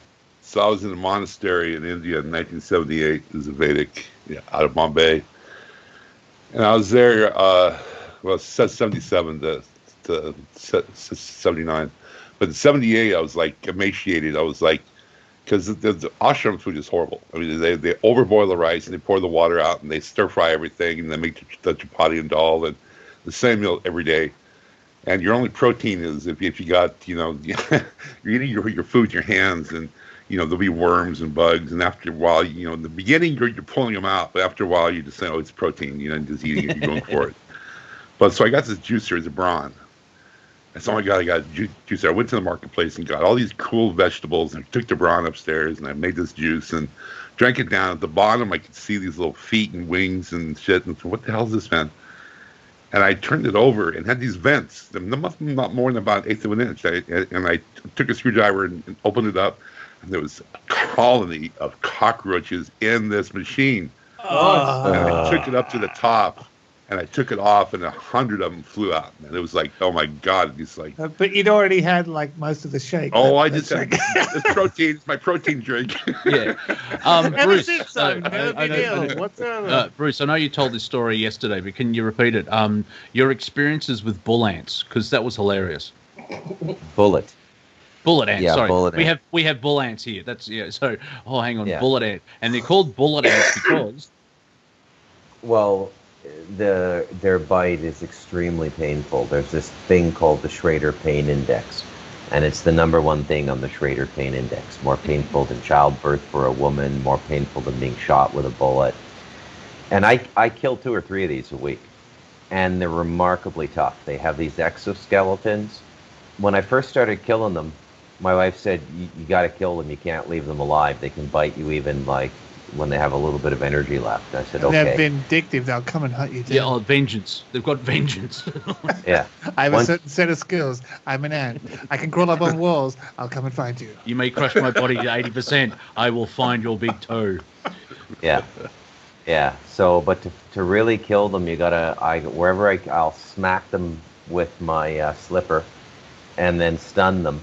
And then I'll put them on the ground, sweep them onto the ground with the slipper, and then put the slipper back on my foot. And I got to go right up on the ball of my foot and do a ballerina ballet pirouette and just listen to it crunching. Make and sure. Even then, sometimes it's still moving when I lift my foot up. Wow. And I'm like probably 160 pounds. Obviously, you obviously on those one didn't crush enough. You just lifted a little bit too much on that first pirouette bit. Yeah. How big are these?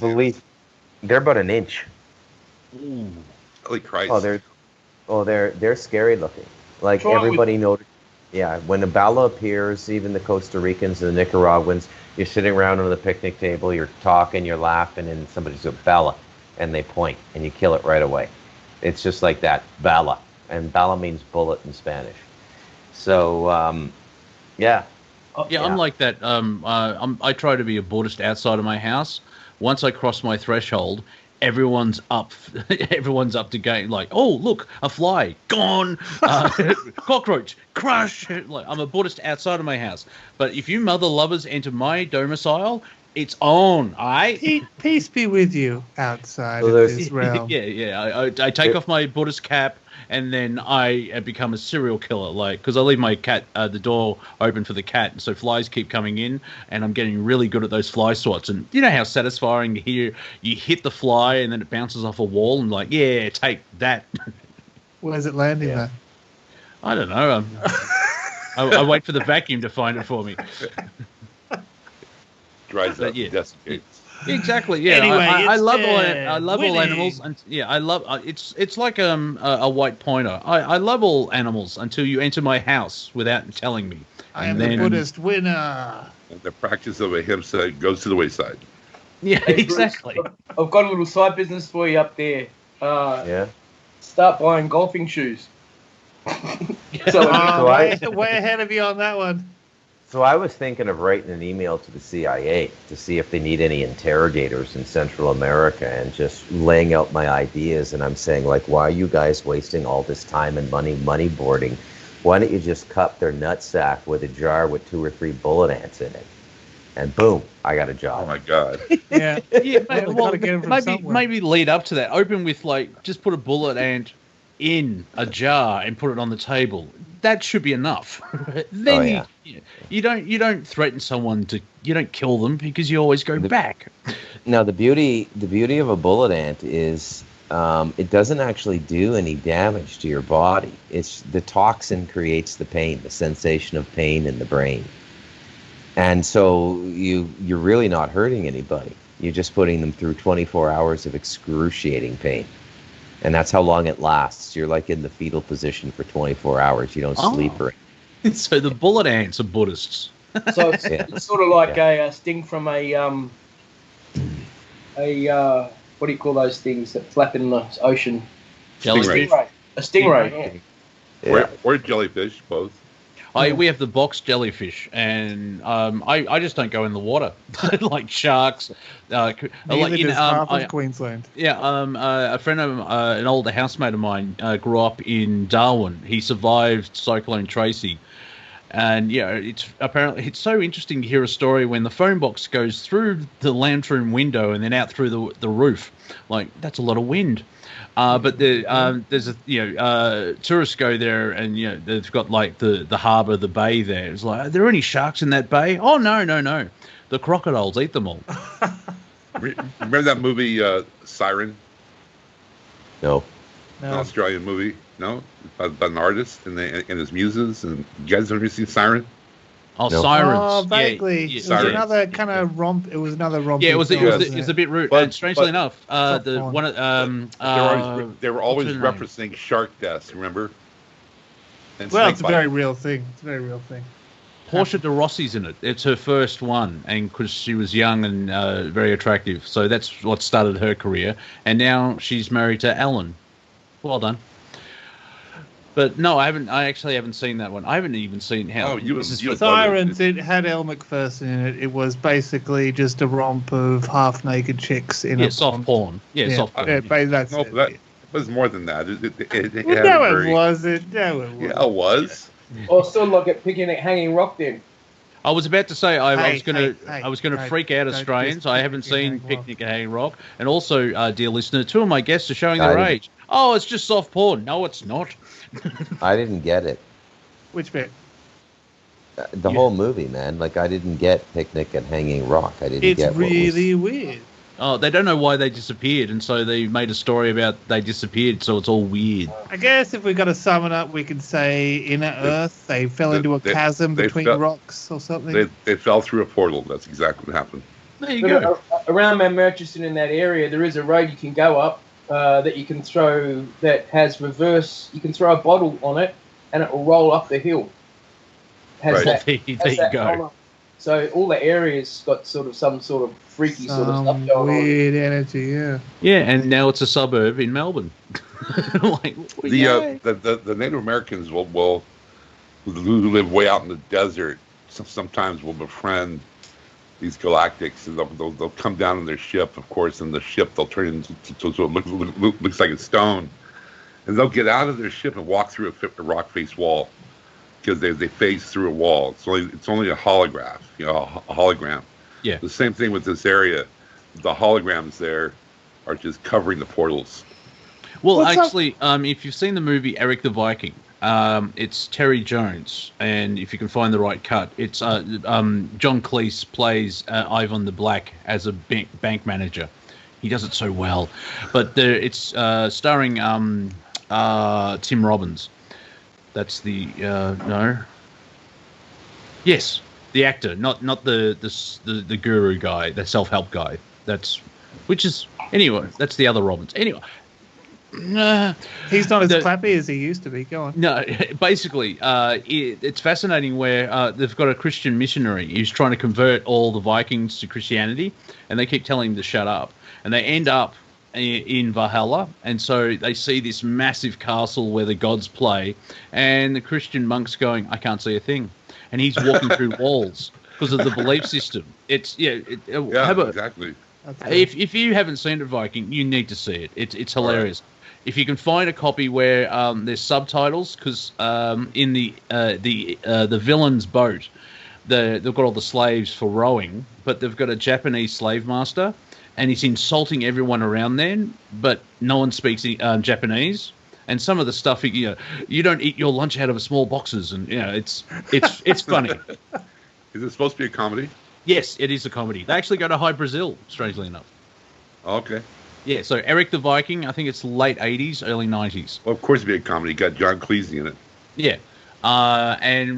It's fascinating because they use the element of belief where all the Vikings believe in Valhalla. So when they go to wherever it is, the boat flights up, but it could be by location, as you've pointed out. Oh, the Bifrost. Yeah, they see everyone, and all the gods are only about 8-year-olds. There's Odin, and he's playing, and blah blah blah. And the monk walks through stone walls. That's real.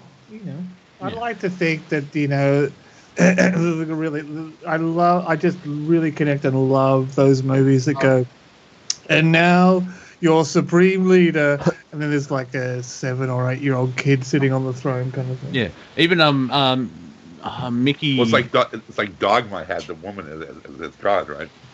Yes, yeah. Dogma's also a good show, a good film as well. What's his Mickey? Not Mickey Rourke. Who's the other famous Mickey? He. Mouse? Rooney? Mickey Rooney. Don't bring up the mouse to me. He's not wrong. That whole Disney affair. Gee, starting out well. Number one position goes to mouse. You get the prize. That's a real cheesy joke. Yeah. Anyway, he's funny in it as well. So, yeah, it's if you like a bit of Viking, a bit of comedy, watch Eric the Viking. Classic. Oh God!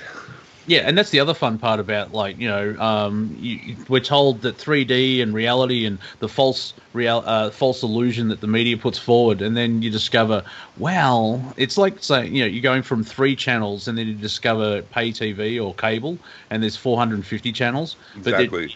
But reality's up to 1 million different versions of it, and each one's a galactic race. Yeah, I just wanted to say earlier we talked about the rocks and the fire. Each elemental has an elemental spirit to it. Like one of my major Faltu guys that I channel is no name. There's no name. He's so old, and he's a fire spirit. And he actually came to me a couple times and would come into my body and shallowco me. I would take a back seat. Well, one time I jumped into the fire and he took over, so I didn't get burned. And when I sundanced, I had to, when I was breaking from the pegs, he came in to the first time. They could kind of help me through it. So yeah, the elemental spirits are very strong. Speaking of it's not sun, but sun gazing, which is fascinating. I can't do it because I have to wake up early, but it's fascinating where it's either dusk or dawn, so the sun doesn't burn your retinas. But It's fascinating to see like they're crying and it's red, but there's so much energy. Now let's go. This is why aliens don't really visit us. Humans have decided to actually point their bottoms at the sun, and they're actually sun gazing with Uranus. What? With the brown eye. Yeah, with the brown eye, which is connected to your third eye. And it's like, what do you do? It's like, this is why we don't get, this is why you have no friends, Gerald. You're pointing your bum at it. What is perineum sunning? Okay. Yeah, there you go. And apparently by exposing your buttocks and your junk to the rising sun. Yeah, all right. I like the fact that the title says "Sunning light on your butthole" is a viral joke that has some science behind it. Oh my God! Well, it's like, I drink my own urine. Get out of my house. It's got some science behind it. You got to drink something. It's called the auto urine cure.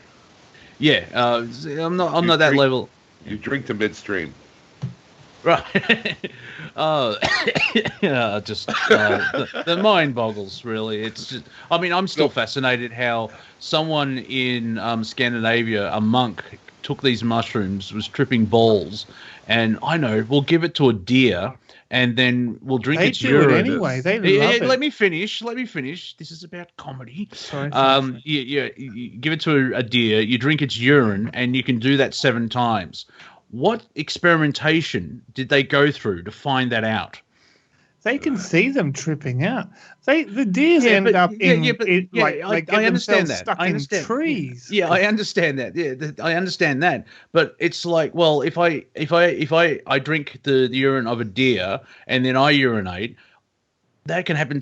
I can give it to my mate Tom, who then tripped balls, and then he urinates, and he gives it to Gary, who trips.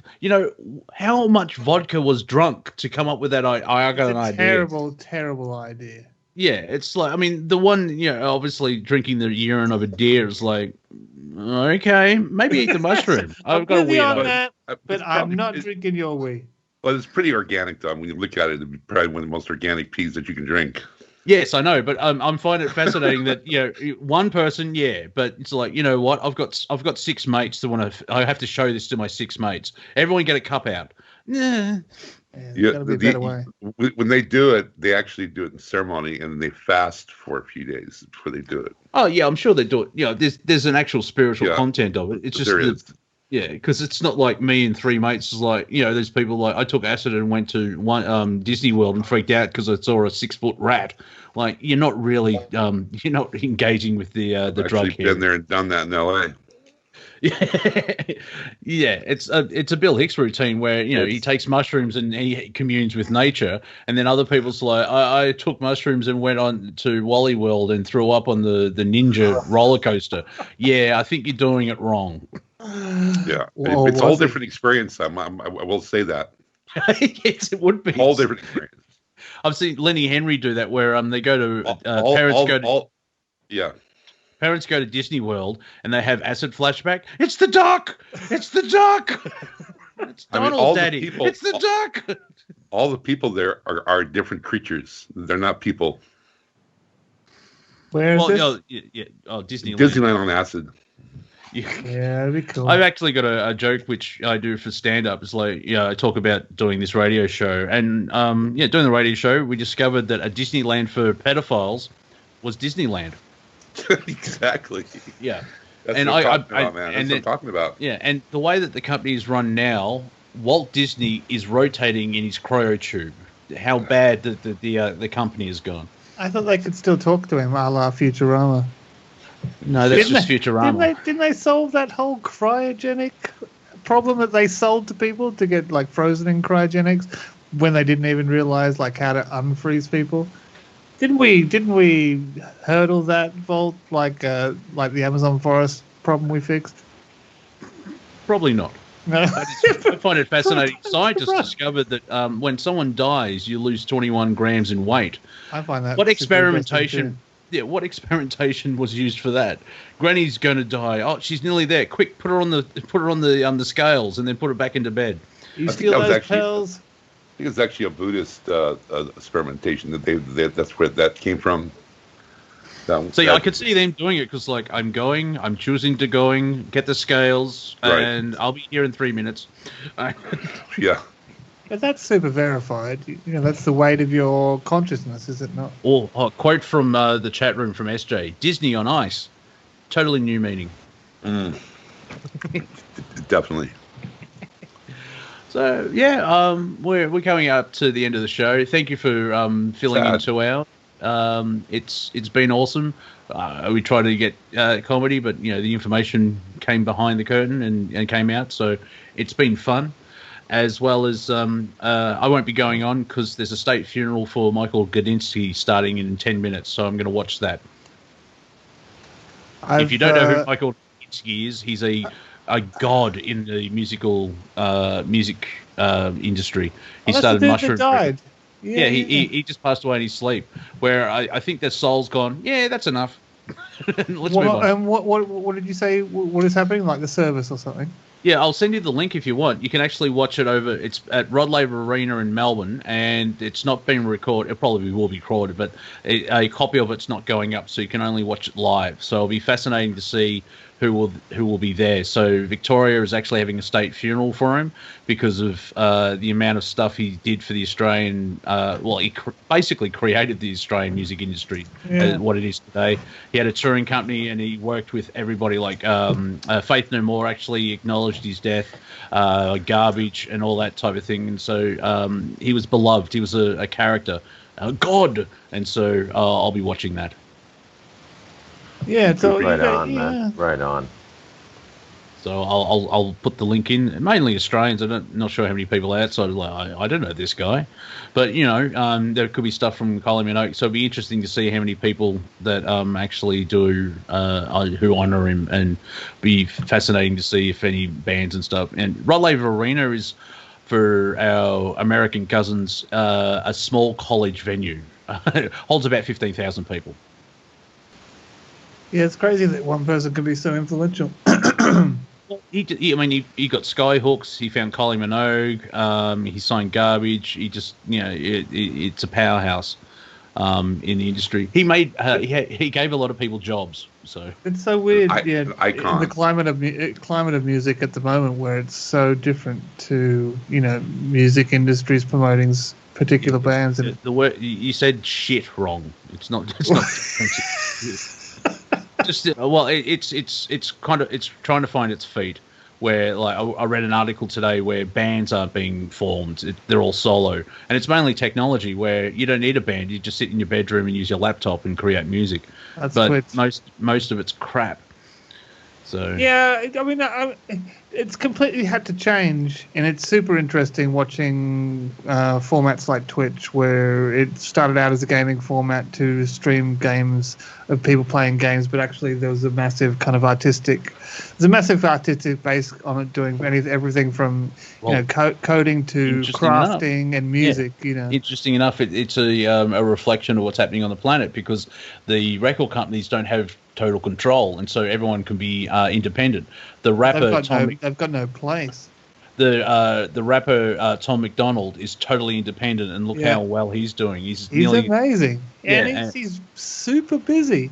Yeah, Bill Burr mentioned to Joe Rogan, I mentioned this last week or yesterday, everything's blurring into one thing. My life is just one big podcast. And his girlfriend. Bill Burr actually said, don't sign with anyone, just go independent. So if you sell 20,000 records, you get all the money. Yeah. Or you could sell 100,000 records and get no money. The best deal anyone ever made was the Beatles, and they maxed out at, 12-13% or something like that? Something like that. One of the shadiest deals was Colonel Parker, the manager of Elvis. Colonel. It was 50-50. and you know how much money Elvis got. Right. You bastard. Yeah, no, it's never been a good deal for the magicians. It's been going on for over a century. The copyright laws and everything else like that. But we'll talk about that next week. You've been listening to Planet Collingwood. My name's Monty Dean. Quickly, where can people find you, Viking? So Friday, Studio A, 11 a.m. PST, Galactic Interstellar Council, down the Rabbit Hole Galactic Perspective. And we basically go into the bifurcated dimensional reality of current information. Excellent. And Bruce, your books are on Amazon and other such places? Yeah. Yeah, well, sell it up. You sell it up there, son. Come on. Yeah, go buy a book. Stardust Ranch, Light of Darkness. Yeah, you'll enjoy them. They're well timed. Or you'll have nightmares. One of the two. Exactly. It's all part of the fun. Cortek, people can see you on a boat? I might be on a boat. Kayak. Or a kayak this week. I want to ask... down the road. Kayaking down the road. Monty, did you say you were on Odyssey, and how can people find you on Odyssey? On YouTube at Wayforth Entertainment, on Odyssey, which is Wayforth Entertainment, and apparently my YouTube channel has been synced and 101 videos didn't go across, so thanks for pointing that out. You've been listening to, and thank you, Harry. Thank you, everyone. Thank you, everyone. I hope you enjoyed it. I'm off to watch Michael Dudinski. We'll be back in 6 days and 22 hours. I love you all from afar. See you soon.